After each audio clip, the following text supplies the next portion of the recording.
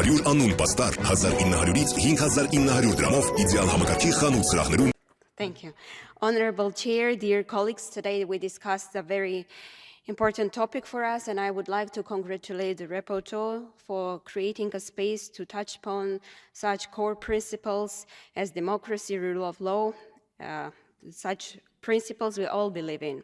This initiative that was introduced back in 2010 is there to promote values and, of course, establish structure, so to say, institutional mechanism on cooperation with parliaments of the countries that perform rapprochement with the Assembly on the basis of shared values. The partnership itself is a good dynamic tool aimed at promoting parliamentary democracy, but I would like to take a minute and look at ourselves.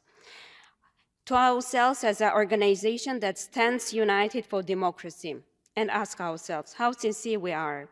How sincere we are with ourselves, us who praise that we believe in human rights, right of the freedom of speech, how democratic are the member states, how often we started to see that member states do not comply to the rule of law, do not implement ECHR judgments and interim measures, ICJ orders. I think quite often. They do not comply and are not adequately brought to content. Does this mean that we face the backsliding of democracy? Does this necessarily mean we have to deal with double standards? How all above mentioned harms the organization and its initiatives when member states break membership commitment and statutory obligations? Now going back to the structured cooperation.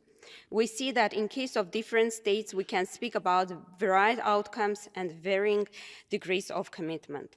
The 2019 report further suggested that the Assembly would need to rethink the partner for democracy status in such a way that we need to take into account that it brings together the countries with different backgrounds, with different stages of reforms, with different political backgrounds, and those parliamentarian delegations are involved in changing these tools. The report concluded that, for example, Jordan had made advances in some areas, whereas it had stagnated in others. We learned also that, for example, Jordanian delegation was quite active in the beginning, then it dropped significantly in 2020-21. We also see the same kind of differences in the activity of Kyrgyz members that were present in the limited numbers, and then after the constitution of the new parliament back in 2021, they were quite active. This means that we need a different approach for different countries.